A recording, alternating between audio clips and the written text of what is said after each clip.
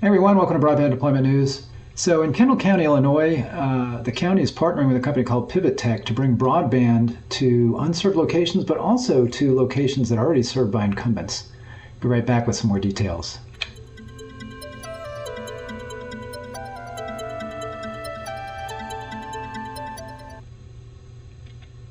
Hey there, Rick Husey with Decorum with Broadband Deployment News. So I saw this story in Fierce Networks.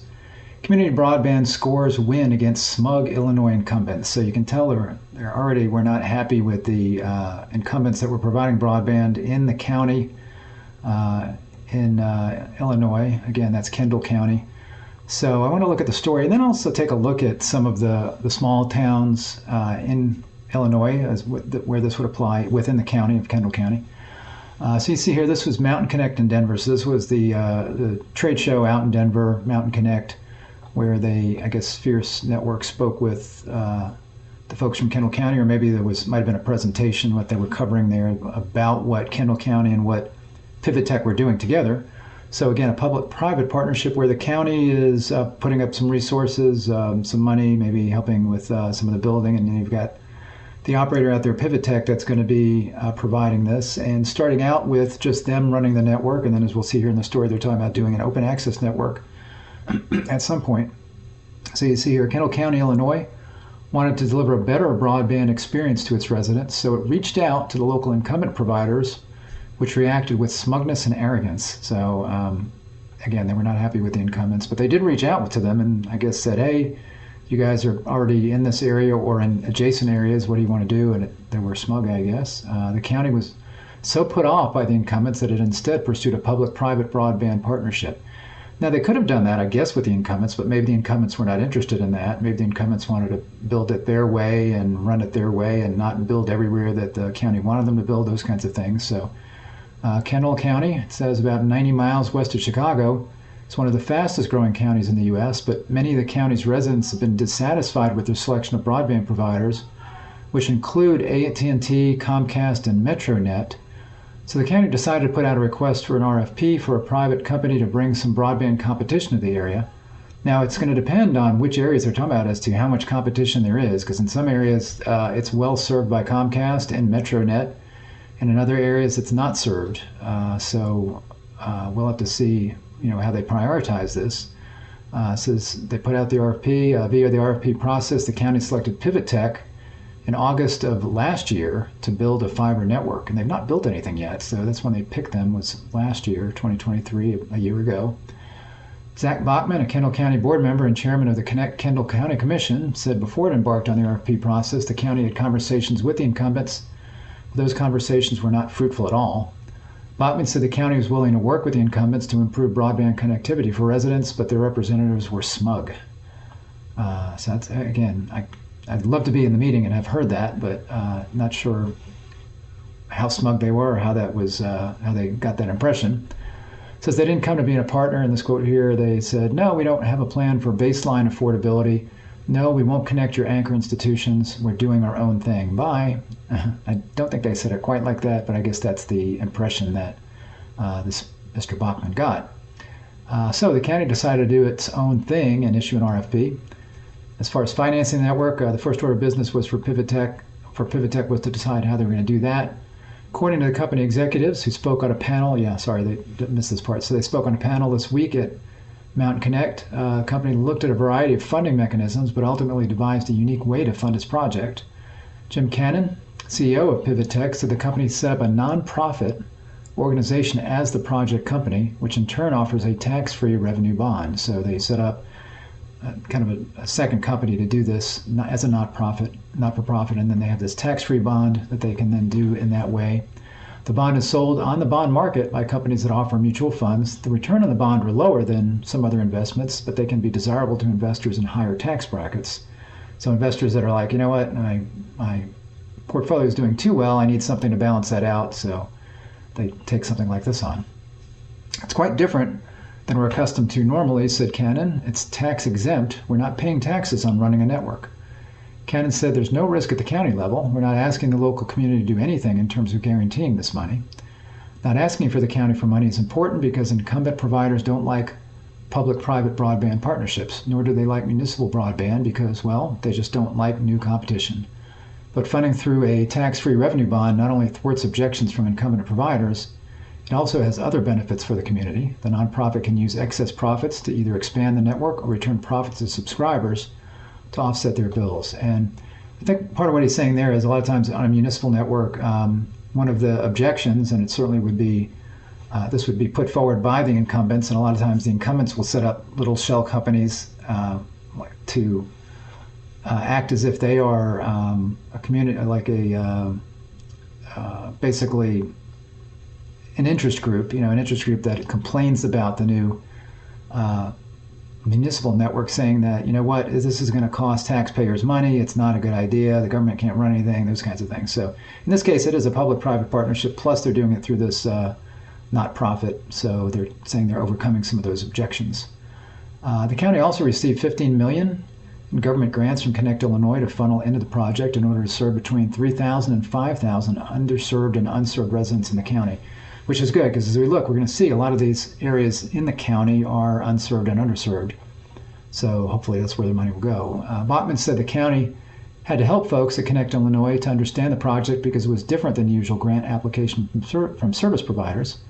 Community broadband network is a little out of left field, they said. We submitted in December 2023 and got the notification of the award in January 2024. So that's part of the delay there, was waiting on those funds, getting that grant. The grant awards were another poke in the eye to the local incumbents who had refused to work with the county because these incumbents had also applied for the same grants. So what they're saying, yeah. So I'm sure the county and Pivot Tech feel good about that the incumbents did not get the grants to move forward on that. Pivot Tech starts with fixed wireless. So construction of the new fiber network is slated to begin this fall. Pivot Tech is going to run the new network at first and then later plans to make wholesale deals with other service providers to lease the open access network. So interestingly enough there, they could build the network and then they could charge the incumbents a fee and anybody else a fee to use that network, and you'd have an open access network with all of these different providers or operators that would be competing there. To kickstart the project, Pivot Tech purchased a small fixed wireless operator in the county. He said, we would have injured that business if we built fiber directly to all subscribers. We decided to buy this fixed wireless provider and pick up 1,000 subs and have the basis as an ISP in Kendall County. He said the purchase of the fixed wireless provider also helped with Pivot Tech's financing scheme because it's issuing revenue bonds, so it's good to actually have some revenue from the start. Scheme is not a good word to use there. It's got a bad connotation, but hopefully it's all on the up and up. And so they did purchase this fixed wireless company. Since it's revenue bonds, they need some revenue. They've got an ISP that's existing there, but it is fixed wireless, so they're starting out that way. Michael Adams, Pivot Tech CTO, said the public-private partnership with Kendall County has high hopes for uptake by subscribers. He cited Utopia Fiber in Utah, which he said has been getting more than 35% subscriber penetration in pretty much all its markets. And these guys will do well. As I say, there are some areas where they don't have much competition, and that's where they'll do well. There's other areas where they've got Comcast out there. They've got a fiber provider that are providing very high-speed connections. So hopefully that's the last place they go. There's no reason to waste their resources, and certainly not grant dollars, but and grant dollars should go towards unserved and underserved, but hopefully they won't waste any other money on these areas that are already served because they're already served. So they need to go out and cover all these areas that are not served. And that's what you have when you're talking about, a county. That's the challenge that you've got. So you've got, some towns where you've got some denser population, and you've got broadband there because there are enough customers to make a good case for it, a good economic case for it. You got other areas throughout the county that are, just single homes here and there. You got farms, and you got these little small towns that, even though they're small towns, they don't have much internet. And that's the challenge. And that's why an incumbent, if you didn't have an incumbent covering this whole area, then what are you going to do? If you don't have AT&T throughout this whole area, then AT&T would come in and build out, but they'd have to build out just like this Pivot Tech's going to do. But you've got Xfinity. They are focused right now. They're going to be focused on the areas where they're providing service, whereas Pivot Tech is coming in saying, we're just going to go ahead and do this. And Pivot Tech, I think, again, is probably going to have to start on all these areas that are not covered. So I pulled up on the broadband map So you see here, this is Kendall County in the red, and you can see you've got up here we've got Yorkville when you right here. So when you look on the FCC map for Kendall County, Illinois, that's what pulls up. It pulls up to right about here, Yorkville. So that's what we're looking at. So this is the Fox River here that you see right there, just above. And if I zoom out here, you will eventually see Yorkville come up. So that's what we're looking at. And you're looking at this area, and this area is well covered. If we look at Kendall County, you can see this Yorkville area is fairly dense population in all of this area. So this is not an area that they're going to want to be starting out with, because if I click on any one of these homes here, we see that we've got AT&T is not really a player here. They're doing DSL. But you've got Metronet Holdings. Metronet Fiber is doing 5 gig by 5 gig as their highest advertised speed. You've got some fixed wireless, including T-Mobile's out there, but not doing much. You got Verizon doing 300 by 20 supposedly. You got some satellite TV, and you've got licensed fixed wireless here from Watch TV at 400 by 40. Not bad service. Then you've got Xfinity offering their 1.2 gig by 35 gig product that you see around the country. You see a 10 gig symmetrical here from Metronet for businesses. So satellite, fixed wireless, and then again, you got some really good wired internet here, not from AT&T.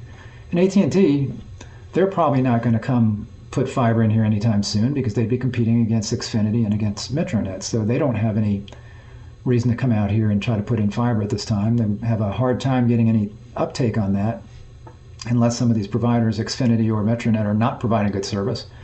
So certainly this other company, lost their name, Pivot Tech, certainly Pivot Tech is not going to want to do that either. So these kinds of areas they're not going to want to do. Then if we look next, I think I was going to look at right below Yorkville. We've got Amnet Corners, and I was looking at that. So this is like a crossroads. So this is the kind of place where it probably is a kind of little crossroads town. So I look at that here. This is what comes up. There's just not much here. And if I zoom, there's not, for somebody to build out here, it's going to be very expensive because you've got not many people out here. And this one, actually, if I look at that, I do have, what do I got? So Xfinity is out here at 1.2. Then you've got Watch, so you've still got the same players here, pretty much, including this Watch TV licensed fixed wireless. I don't think this is the small fixed wireless company that they purchased, that Pivot Tech purchased, because these guys are in several states, Illinois, Ohio, and some others, so I don't think it's them. So I'm not sure where that wireless provider is, but as I zip out here, I see other areas that are covered. If I come in here, zoom in, what have we got? It says it's covered, and this is probably Xfinity here, so they can build out in this area, but they do have Xfinity at 1.2 gig service. Now there are going to be other areas that are not covered. Area like this, you see it's light blue, so as I zoom in, this is one of those that I never understand. Maybe Comcast is expanding and these are just the homes that they have hooked up. If I click here, this home, has Xfinity. This home, let's look at these two. So this home right here, I'm sure is going to have Xfinity. Yep, 1.2. But yet right here next door, Xfinity is not going to be listed for some reason. Let's see if they're under business. They're not under business. So I question this data. It could be that, again, Comcast was building out at the time and they had not fully extended their cable plant to these areas, but it's really kind of odd that they've got homes here and there, and these are not long. This is not a long driveway problem. So this is not where you've got these homes way off the road and it's a long driveway problem, and Comcast wants to charge them $10,000 installation fee. They should have their cable running right down the street, and anybody who wants to get that, they should be able to do a quick and easy drop to the home and get that done. So this I do not understand, but I do see Comcast Xfinity in this area. You've got other areas like this where it shows zero coverage. This is a long driveway problem. So here is where you could have Comcast. You got Comcast here, I'm sure. Xfinity, 1.2. They're here. Okay, so Comcast is running down this road, but this is a really long driveway. So Comcast has probably told this company, hey, yeah, it's like I say, it might be $10,000, $30,000 to get you hooked up because we've got to run down all this driveway. It's like running down a street. It's a really long way. So their options, they may be using a wireless provider. They may be using Watch TV. They might be getting 400 by 40 and be perfectly happy with that if they don't have to pay a big, large setup fee from Comcast. If Comcast were to give them the cable modem service, they might, or allow them to get it for a standard install fee, maybe they would do that. Now, maybe Comcast did, and maybe they don't like them. I don't know. But that to me looks like a long driveway problem. But again, this area, even as small as it is covered by Comcast. So this is an area where it's going to be harder for Pivot Tech to get a number of customers. And next on the map, I zoom out here. Let's see what we got. Where'd my county go? There it is. So I think I was going to look at Newark. Let's see, is that what's next? Yeah, here's Newark. Okay. So Newark is pretty dense as well as you look at it. Zoom in a little bit. Pretty dense area. So as I look at that, that's what I was just looking at there. This is Newark. So again, same kind of thing in here. And if I click any of these homes, we'll see who we have. And again, we do have Xfinity here at the 1.2. We got Verizon offering the 300 by 20 fixed wireless. Of course, we've always got Starlink there. We've got a Newark net, unlicensed. This could be, maybe this could be the local wireless provider where they have 1,000 or so subscribers. So they got 100 by 100 service here with Newark net, unlicensed fixed wireless. Don't know for sure. Again, AT&T just doing DSL. So that's Newark. Then we've got in the county, zoom out again.